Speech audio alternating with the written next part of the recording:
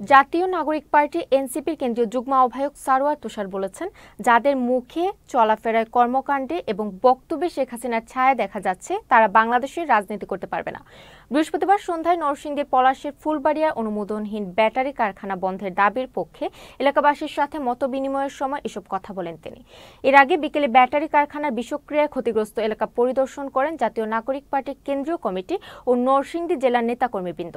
এ সময় উপস্থিত ছিলেন এনসিপির উত্তরাঞ্চলের কেন্দ্রীয় সংগঠক অ্যাডভোকেট শিরিন আক্তার, নরসিংদী জেলা সংগঠক আওলাদ হোসেন জনি, পলাশের সংগঠক জনি ভুইয়া, সাইদুল ইসলাম রাকিব সহ আরো অনেকে।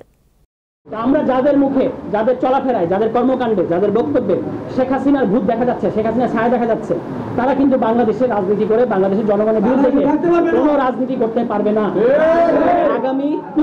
আপনারা আগামী নির্বাচন যখনই হোক, কাকে আপনারা ভোট দিবেন এই সিদ্ধান্ত আপনাদের।